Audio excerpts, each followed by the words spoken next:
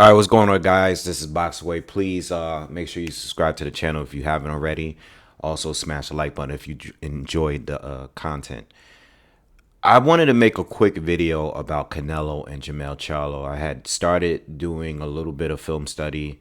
I'm mainly gonna just stick to the Castano fight with Charlo. I'm gonna probably rewatch both fights in full, and I'm gonna watch Canelo against Caleb Plant. Okay, specifically because Plant, he's an orthodox fighter. He's a good mover. He was able to land some good counters against Canelo. I know he got stopped in the fight, but style wise, I feel like in the most recent Canelo fights, I think he has probably the most in common with Jamel. Okay, can't really go with Triple G. I probably watched some of that too, the third fight, but Triple G, Ryder, he's a southpaw. Bevo, completely different style from Charlo. It's not much. Billy Joe Saunders is a southpaw as well, I believe. So I'm gonna probably watch a little bit. I have started watching a little bit of the Caleb Plant fight. But yeah, I'm doing a little bit of film study for the fight now, so I can get this breakdown out there at some point this week. Okay, the fight is at the end of the month, but I want to knock it out. All right, and then you had Castano, who I feel has a lot of similarities to Canelo. It's just two different fights. I think Jamel made a lot of adjustments in the second fight. A few, well, not a lot, but a few key ones. So I was watching I just finished watching the episode 2 of the All Access between Jamel and Canelo.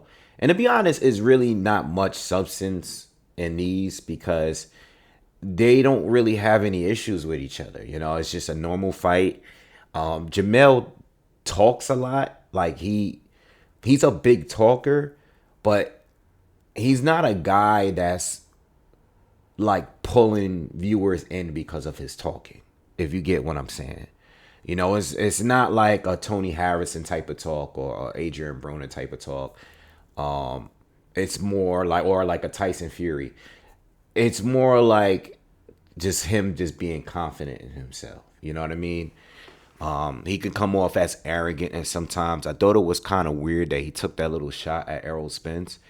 There was a point in the second episode where he's jogging, and he's like, oh, he told the producer or whoever's, video recording him jogging. And he's like, yeah, don't have me breathing all heavy. I'm not like Errol Spence, how you had Errol Spence, he's jogging, he's breathing all heavy and stuff.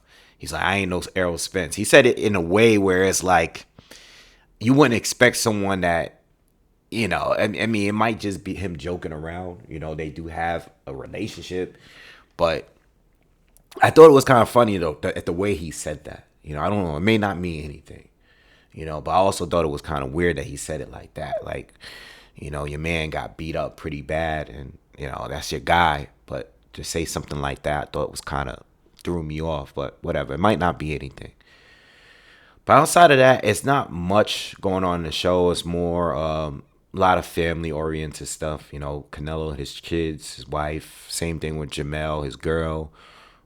His kids, showing his son how to fish. No drama. There's really nothing to be said here. I think it was more, I think you'll get more out of the recent interviews that they both had on their press run. So if you're really looking for some good content and interviews from them too, you probably get more watching Canelo's Hot 97 interview or Jamel Charlo's $1 million worth of game interview that he did with Gillian Waller, where he's talking about Crawford. It seems like, to be honest, outside of the Terrence Crawford talk, and Canelo is the big star in this sport, but it seems to me that Terrence Crawford's name, it seems to be ringing bells right now because of the win against Spence. Because now it's like, outside of them talking about Terrence Crawford, it's not much to really be said between the two. You know what I mean? So it's a pretty interesting thing there. You know what I mean? It's just like whenever Crawford's name is brought up in these interviews, neither you can see both of them getting triggered by it. You know what I mean? Very interesting thing, because now at this point, regardless of how you feel about that fight, the potential of Crawford fighting the winner of this fight, it seems like it's the most interesting thing out, that's going on right now when it comes to those three fighters. So I wanted to talk a little bit about the styles. Recently we had Crawford and Spence, and I couldn't stress anymore about the size factor. I know a lot of people kept bringing up size in that fight, and even though I didn't think it was a factor in that fight, I believe it could be a factor in this fight when it comes to Jermell Charlo. It's kind of like how Inoue moved up, going up to 122, fighting Stephen Fulton, and Stephen Fulton being the best fighter at 122, at the time, the most proven fighter at 122. Inoue went up to fight him, and the only unknown that was there, you have skills and stuff, and even if you thought Inoue was more skilled than Fulton, like I did, it's just that I didn't think the gap was wide like that, and I was unsure of whether or not size and power would still be a factor for Inoue at 122. Obviously, he proved that it wasn't an issue the way he destroyed Fulton. But in this fight here, Jermell is moving up 2 weight divisions, and even though he may walk around being the bigger guy so I know he's the taller guy between the two. The fact that he hasn't fought at above 154 before could be a key. It could be better for him, or it could be worse. And I wanted to talk a little bit about that and some of the other things that I've brought up in more recent videos about Canelo Alvarez as well. Now, when it comes to Jermell Charlo and this weight thing, going up 2 divisions now, fighting the very not just undisputed champion at 168, but actively probably the most accomplished fighter that's actively fighting right now, arguably the most accomplished fighter, and already a future Hall of Famer. And you can even make an argument that he's gonna probably retire as he's a generational great, and he might be considered to be one of the ATGs by the time his career is over, depending on what he continues to accomplish. Canelo Alvarez is one of the best. This is it's more than just one undisputed champion fighting another undisputed champion. This is a guy that's like a 4 or 5 division champion at this point. You know what I mean? So with that being said, you're going up to fight Canelo, and you're going up 2 divisions. And even though you may be the naturally bigger guy, all right, you've never fought at this division before. And it could be good because now you don't have to cut down as much. It could be a good thing that you don't have to. But what do we know about Jermell? Well, key things about Jermell is that we know he hits very hard. Up to this point, he's been extremely durable. All right. And he's always shown great endurance in his fights. So when he's down on points, like against fights like John Jackson, where he's losing just about every damn round, or he's losing to Tony Harrison in the rematch, or even in the first fight, and pulls off strong at the end. There are a lot of fights where he could be getting outboxed and he could be down on points where he takes a guy out. You know what I mean? Because we don't see him tire that much. He's always shown to have great endurance. Now, being that you're fighting at 168, no, you don't have to cut down the weight. But what could be a factor is adding the extra weight. Are you going to be as fast? Being that most likely Canelo is going to be walking you down, following you, and you're going to be moving. Are you going to get drained from doing that? You know what I mean? It's the pressure. It's just the pressure, the physical pressure, and the mental pressure someone stalking you and being on your ass. And it's different from Castano because Castano is he's more volume than Canelo. He's throwing more punches in his combinations and stuff like that. Canelo throws combinations, but he's not throwing 3, 4, 5 punches in a row. He's normally like 1, 2, maybe a 3, and he's mixing it up. Whereas Castano will keep throwing flurries over and over again.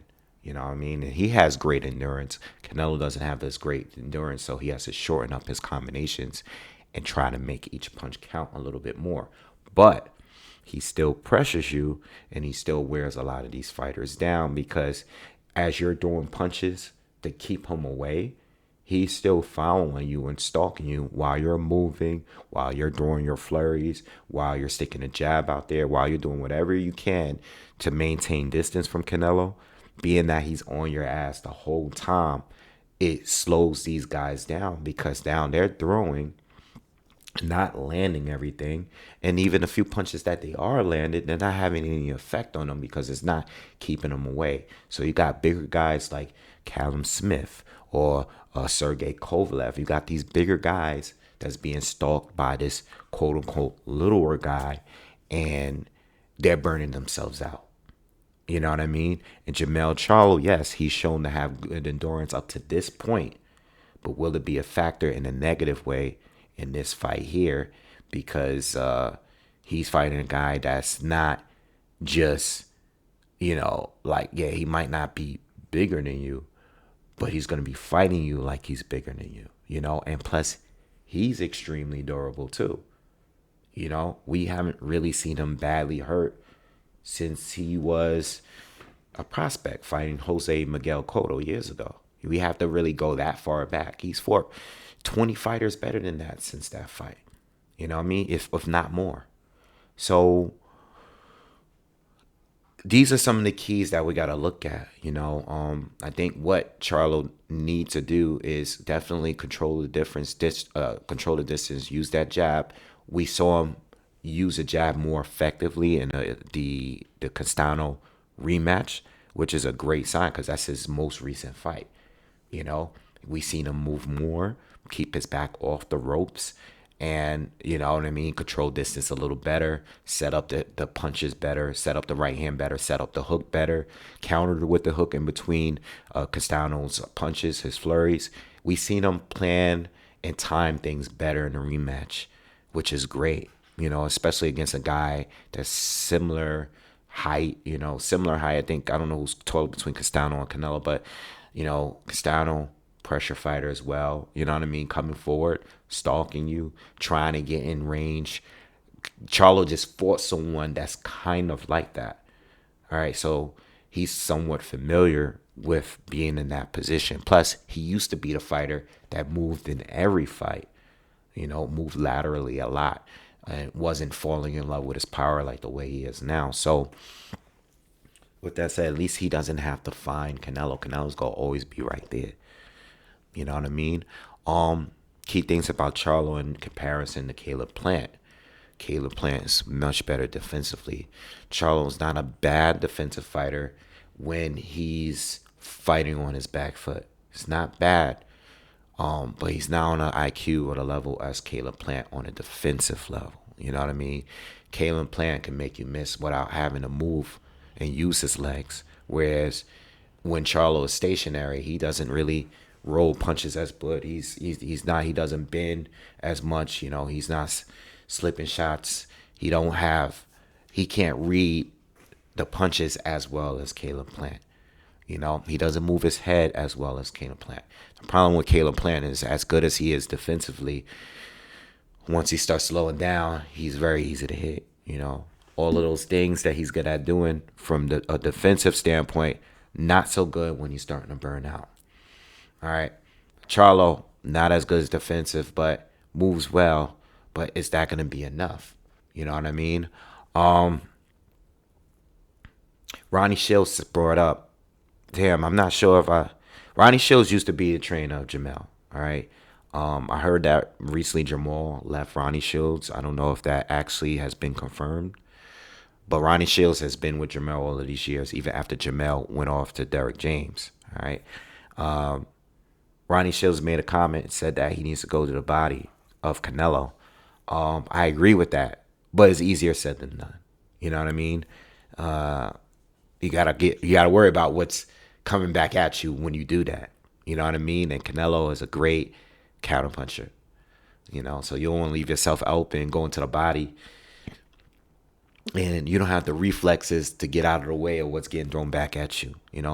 Floyd went to the body a lot. Like Floyd was constantly stabbing Canelo to the body. Canelo's fights out of high guard a lot, and guys like Floyd, guys like Caleb Plant, they were going to the body, but at the end of the day, you got to get worried about what that left hook. When you get out, can you stab him to the body and watch out for the right hand that's coming over that jab? These are the things that you got to be a little bit concerned about. I agree with him though, because Canelo always has issues with endurance. He's always had issues, and most recently, we've seen him have issues. He had issues against Bivol with endurance and stamina. We had issues with Triple G in a rematch where he lost the third fight, the trilogy fight, where he lost the last 4 rounds or so. And then even John Ryder, who he dropped, who he hurt early, had him bloody and everything. Even in that fight, John Ryder was able to come back on him late, and Canelo was getting him hit by anything. And this is the thing about Canelo, and I brought this up before, and I don't know. This is just based on my observation or a different take on why Canelo has underperformed. It could be because he's getting burned out. It could be because of that. Okay, when I say underperform, I'm mainly talking about him burning out and defense. Okay, I think that could be true. He's been fighting since he was 15 years old. He has a lot of pro boxing years. He has a lot of professional fights. But I personally, and I said this in a recent video, I think it could be more than that.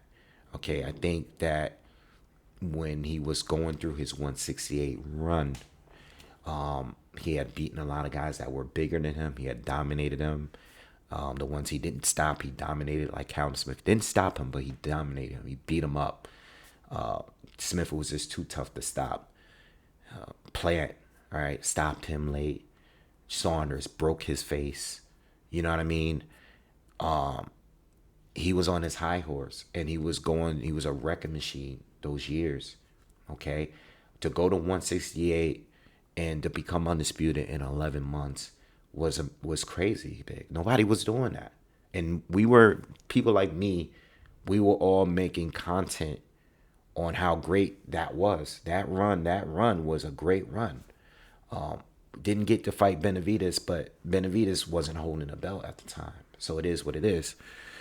But after those fights, after Plant, all of this talk of him going to cruiserweight and beating all the guys at 175, it might have gotten to his head. And when you go on a run like that and you're stopping everything, and I felt that these last few fights, it seemed like he's been fighting in a way where he's trying to stop everyone. He's forcing a stoppage. And fighters that you would think he would stop, like John Ryder, I think most of them expected a stoppage there. I think some of us now, I didn't expect a stoppage in a Triple G fight, but I'm not going to lie. I didn't predict that. I predicted Canelo to win on points. But I'm not going to lie. As the fight was going, and I'm looking at it from the 4th, 5th round, I'm thinking at that point, I think he might be able to stop Triple G. I probably was on live, but I remember watching it, and I remember how dominant Canelo looked in the first half of that fight. And I was probably thinking that at some point, Triple G keeps taking this amount of punishment and not dishing nothing in return, he's probably going to get stopped. All right, I was wrong while watching it, but watching that fight, watching John Ryder fight, Bivol, I wasn't expecting, never at no point was I expecting a stoppage from Canelo in that fight. But, it was the talk of him going up to fight Makabu, and Even people were saying that he could possibly beat Usyk. I think Canelo might have fell into his own hype, and he's been fighting in a way where he looks like he's just trying to get the fight over with. You know what I mean? And I think he's abandoned some of his fundamentals. And I'm saying that in the sense that I don't think he's not capable of showing us some of the head movement he displayed in the Danny Jacobs fight. I don't think he's not capable of still doing that. I think he can do it. I just think that in more of his recent fights, he's just been solely trying to get the knockout. I don't see the same kind of setups. I see him burning himself because he's putting everything in every punch, all his power, or he's burning himself out because he's trying to force a knockout. He's not working towards a knockout. So I think that's a different view to look at while going into this fight with Jamel. Overall, and I will do a main breakdown, but this is the breakdown before the breakdown. Overall, I think that Jamel can win the fight, but I feel like Jamel has to be perfect to win. And I feel like Jamel, and I feel like Canelo has to be on the decline. Some people think he's on a decline now. So if he is, he needs to be further going into that downslope. And Jamel has to be perfect. Okay? What we saw in the Castano fight, we need to see even better version of that. Because that, to me, in my eyes, was his best performance. And I've been watching him for damn near his whole pro career. So I thought that was Charlo's best performance. But it takes more than that to beat Canelo, especially at 168. Castano is good. All right, he's good, but those counter left hooks that you were landing in those fights, you might still land them, but they're not going to have that same effect because Canelo is a different breed of a fighter. And that durability is on a different level. And he's still going to be on you. And you got to worry about his left hook. I mentioned Ronnie Shields saying go to Canelo's body. What if Canelo goes to Charlo's body? We've seen him be durable all his career, but what if Canelo is the one that's going to the body hard enough with his left hook? You know what I mean? These are the things you got to look at, So I'm going to do a final breakdown and give you my actual prediction. I still believe that even if Canelo is not at his very best, it's going to be very, very different for Jamel to beat him. Canelo may not be the naturally bigger guy, but everybody he's fought in recent years was bigger than Jamel. But Jamel was able to pull it off in some way. This might be the best recent win in all of boxing. It'll be a better win than what Crawford did to Spence. Because I hold Canelo at a much higher standard than Errol Spence. You know what I mean? And even if he might not be at his 100% best right now, there was never a point where I thought Errol was more talented than Canelo Alvarez. You know what I mean? So if Charlo is able to pull it off, that's cool, but it's going to take a lot, man. He's going to have to do a little bit more of what we've seen, Anyway, all right. Be on the lookout for the full breakdown, all right? I know this is a 25-minute long video, but there'll be another breakdown. But I wanted to talk about those key points. Again, subscribe to the channel if you haven't already. And hit the thumbs up as well. Share the video on your social media platforms. And I'll see you guys on the next one. Peace.